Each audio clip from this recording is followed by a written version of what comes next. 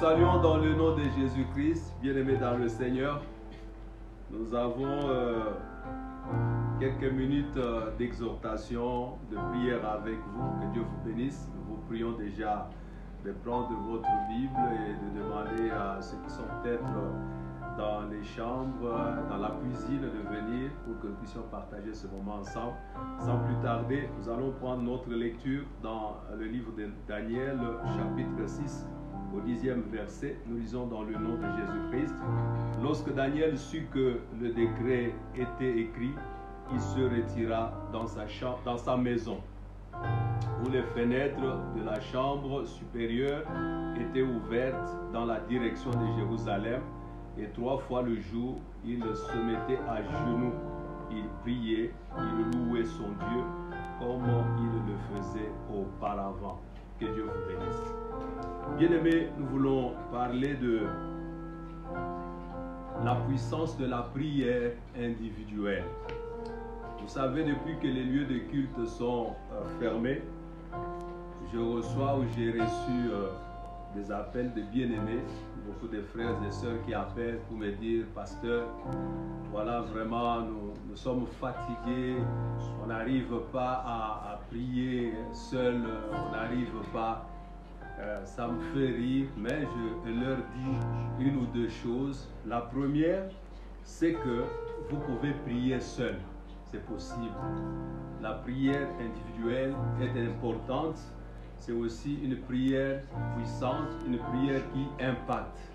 La deuxième chose, je leur dis que c'est une occasion en fait pour nous ou pour vous aussi de mettre en pratique tout ce que vous apprenez dans vos églises. C'est le moment ou jamais. Voyez-vous, donc vous pouvez prier à la maison seul, vous priez en famille. C'est aussi la mise en pratique de la parole, n'est-ce pas, que nous avons apprise au niveau de l'Église. Dans le passage que nous venons de lire, on nous parle de Daniel. Daniel a été amené captif à Babylone. Il n'était pas seul, il était accompagné des amis tels que Meshach, Abednego, Shadrach. Il y avait aussi d'autres juifs, d'autres israélites qui se sont retrouvés à Babylone. Et Daniel était un homme, un prophète, mais aussi un homme d'État. La Bible dit en lui, il y avait un esprit supérieur. Et c'est ce qui faisait toute la différence.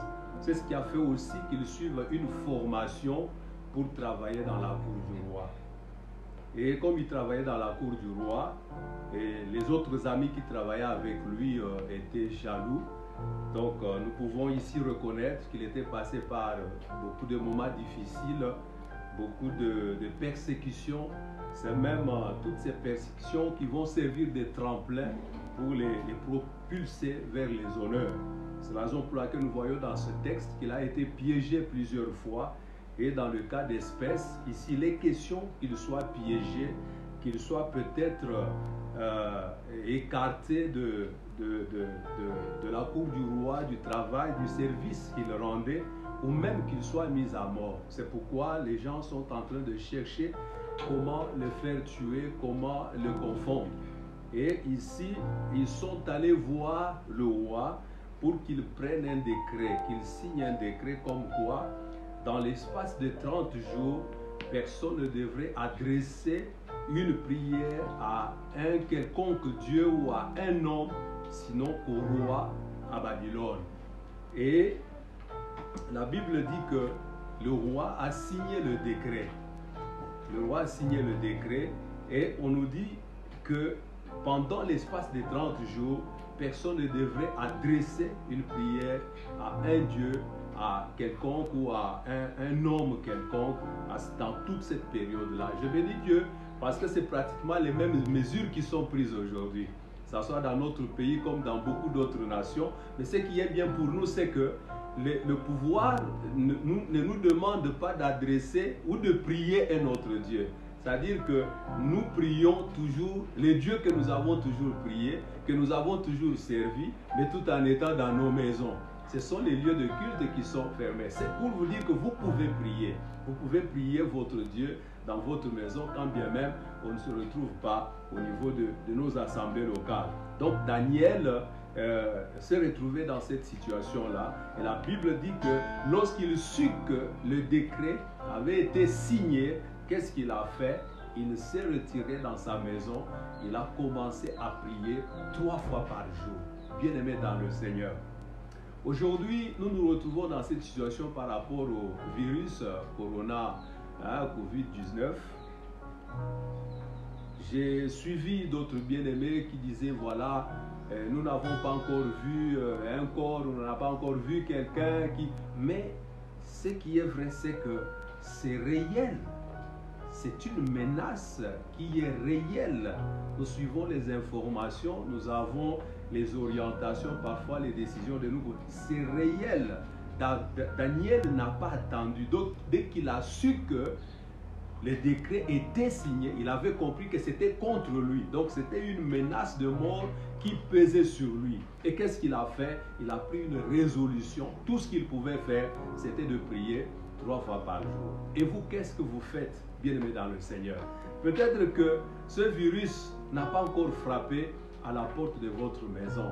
Peut-être que cette maladie, cette épidémie n'est pas encore dans votre province. Peut-être que ce n'est même pas encore arrivé dans votre nation. Ce n'est même pas encore arrivé dans votre vie. Mais c'est réel, c'est vrai, bien-aimé. C'est vrai parce qu'on en parle à travers le monde. Si vous suivez le journal télévisé, vous suivez tout ce qui se passe nous montre que c'est une menace réelle qui pèse sur nos vies, sur nos familles, sur les nations. Mais comme Daniel, ce que nous devrions faire, c'est de prier, c'est de prendre des dispositions. La prière est importante parce que même si nous ne comprenons pas ce qu'il faut faire, ou même ce qu'il ne faut pas faire dans un premier temps, la seule chose que nous pouvons faire, c'est de prier. Et lui, il a commencé à prier. Il avait compris que la menace était contre sa vie. Elle pesait contre sa vie. Il a commencé à prier. C'est vrai que quand il a prié, à la fin, on est venu l'arrêter. On l'a jeté dans la fosse aux lions. Les lions qu'on avait laissés plusieurs jours affamés parce que l'objectif de ses ennemis était qu'ils soient déchirés par les lions. Alors, qu'est-ce que nous pouvons retenir rapidement dans ce texte bien-aimé? La première chose que nous devons savoir, c'est qu'il est impératif de prier. En ce temps, dans cette période, chacun de nous a besoin de prier. C'est une obligation. La Bible dit prier sans cesse. Et la prière, vous pouvez la faire seule dans votre maison. Si Dieu fait grâce, que vous soyez 2 ou 3, Dieu soit loué, vous pouvez prier ensemble. Vous savez, c'est vrai, cette prière de la communion, de la communauté nous manque. Mais les choses sont telles qu'il faut que chacun soit chez soi, soit chez lui, chaque personne dans sa maison. Et vous pouvez prier seul. Nous avons vu des gens qui ont prié seuls et Dieu les a bénis. Nous avons vu par exemple Jacob, à l'époque, il était accompagné de ses femmes, de ses enfants. Il s'est débarrassé de toutes ces choses-là. Il est resté seul et il a prié Dieu. Il est resté toute la nuit dans la présence de Dieu. Il a été béni. C'est même cette nuit-là que son nom fut changé en Israël. Nous avons vu par exemple le Seigneur Jésus lui-même. Au moment où il comptait sur la prière de ses disciples, il était à Gethsémane, cette nuit-là où il devait être arrêté. Mais lorsqu'il revenait vers ses disciples, et ils étaient en train de dormir, qu'est-ce qu'il a fait? Il a prié. Et cette prière a été pour lui. Nous avons vu par exemple Anne qui mangeait avec son mari et d'autres. Il s'est retiré, elle est allée prier. Elle a prié et Dieu l'a béni. Dieu l'a exaucé. Dieu a donné Isaac. Nous voyons aussi, bien aimé, dans notre temps, que vous pouvez prier seul dans votre maison. Si Dieu fait grâce, vous êtes à 2, à 3 en famille, c'est une occasion de prier ensemble et je crois de tout mon cœur que votre prière sera exaucée. La deuxième chose que nous devons retenir, c'est que la prière nous permet de nous approcher de Dieu, mais aussi de vivre en communion avec Dieu. Un jour, j'étais en train de me plaindre. Parce que j'avais constaté à cette période-là qu'il y avait beaucoup de choses qui arrivaient un peu dans ma vie, qui intervenaient. À chaque fois, j'étais obligé de prier beaucoup, parfois de jeûner. Et je peux entrer en jeûne quelques jours plus tard, c'est une autre situation. Ça me pousse à beaucoup prier, à beaucoup jeûner. Après un jour, j'étais en train de me plaindre dans la prière. Je dis à Dieu, ah Seigneur, ne savaient pas que la vie chrétienne en question était comme ça. Moi, pour avoir quelque chose, pour faire ceci, il faut toujours que je prie beaucoup, que je jeûne beaucoup. Le Seigneur m'a visité, il est venu me répondre. Il m'a dit, si tu regardes bien ta vie, tu verras que tout ce que je te donne, tout ce que je t'offre, ne vient pas toujours de tes prières ou de tes jeûnes. Ne te glorifie pas pour ça. Et moi, je veux que tu pries beaucoup. Parce qu'en priant beaucoup, tu te rapproches de plus en plus de moi. Et je ne veux même pas que tu sois à 1 mètre de moi. Je veux que tu viennes et que tu entres en moi, que moi j'entre en toi. Lorsque les gens regardent, ça dit qu'il y a une confusion. C'est ce jour-là que j'ai compris que lorsque quelqu'un prie beaucoup, il se rapproche de Dieu. Il se rapproche de Dieu. Donc la prière ne consiste pas seulement à demander ceci et puis à recevoir. Comme nous connaissons cette formule qui est dans la Bible, demandez, il vous sera donné, Matthieu 7,7, nous récitons ça. Mais la prière aussi nous permet de nous rapprocher constamment de Dieu, mais aussi de vivre dans la communion avec Dieu. Bien-aimés, maintenant que les lieux de culte sont fermés, vous savez que lorsque vous priez dans vos maisons, vous vous rapprochez de l'Éternel. Moi, je suis chez moi, je prie, je m'approche de l'Éternel. Dieu est unique, il est pour nous tous. Mais si nous prions, nous nous rapprochons de lui et nous serons en communion avec lui. C'est la raison pour laquelle nous pouvons dire, nous sommes séparés dans la chair, mais en esprit, nous sommes ensemble. Donc tu peux être chez toi, moi je suis chez moi, mais nous prions et cette prière va agir, bien-aimés. C'est pourquoi je vous encourage, vous qui avez déjà commencé, que Dieu vous bénisse. Ceux qui n'ont pas encore commencé, c'est le moment de commencer. Je veux que ce soir déjà, tu commences déjà, tu te lances dans la prière pour la gloire de Dieu, pour ta bénédiction. La troisième chose, la dernière compte tenu du temps, c'est que la prière libère une puissance qui nous protège, bien-aimés dans le Seigneur. La Bible dit que Daniel, lorsqu'il a appris que le décret était signé, il s'est retiré, il a commencé à prier, il n'avait pas d'autre choix. Et lorsqu'il a commencé à prier, cela n'a pas empêché qu'on vienne le prendre et qu'on le jette dans la fosse aux lions, les lions qui étaient affamés pendant plusieurs jours. Curieusement, lorsqu'on le jette dans les lions ne l'ont pas déchiré. Il est devenu ami des lions et ils sont restés là. Contrairement à ce que les gens attendaient, le roi était là et puis les autres qui avaient même fomenté ce coup-là, lorsqu'ils reviennent le lendemain, ils trouvent que Daniel était vivant. Qu'est-ce qui a protégé Daniel? C'est cette puissance de la prière. Lorsque quelqu'un prie, il libère une puissance qui va jouer le rôle de muraille, de sécurité. C'est comme un militaire qui va au combat, mais qui porte un antiballe. C'est pour se protéger contre les attaques. C'est-à-dire, si tu pries beaucoup, tu libères une puissance qui vient pour te protéger toi-même. Vous savez, aujourd'hui, il y a des gens qui ont des gardes du corps, mais eux aussi, ils ont peur de coronavirus. Donc, personne ne peut nous protéger. Mais si tu pries, vous priez beaucoup dans vos maisons, nous allons libérer une puissance qui va nous protéger de ce virus, qui va protéger nos familles, qui peut protéger même nos nations et qui peut faire même en sorte que cette maladie puisse aller loin de nos vies. Je t'assure que tu peux entrer dans un bus, entrer dans un supermarché, peut-être croiser même les gens qui sont déjà atteints, mais si tu es vraiment couvert par la puissance de la prière, rien ne t'arrivera, bien-aimé. C'est pourquoi nous devons beaucoup prier, nous devons prier dans nos maisons. Les églises sont fermées, oui, il n'y a pas de souci. C'est pour notre bien, c'est pour éviter la propagation de la maladie. Mais si nous prions, le Seigneur va nous protéger. Voilà pourquoi ce soir, bien-aimé, je t'encourage dans la foi. Toi qui n'as pas encore commencé, il n'est pas trop tard. Commence, ne te plains pas. Tu peux trouver 1, 2 personnes. D'ailleurs, je disais tantôt, c'est le moment, n'est-ce pas, d'appliquer ce que nous avons appris. Voyez-vous, je veux que chaque personne devienne un hôtel pour Dieu. Je veux que chaque maison devienne une petite église pour Dieu.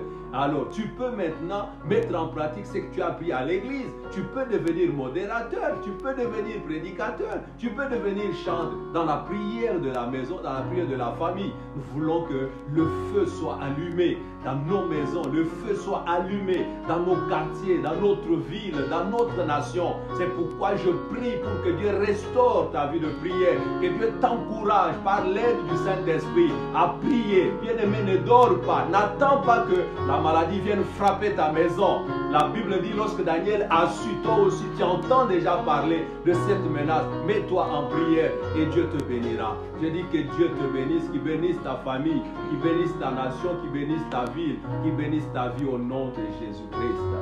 Amen. Merci. Alléluia. Merci Seigneur.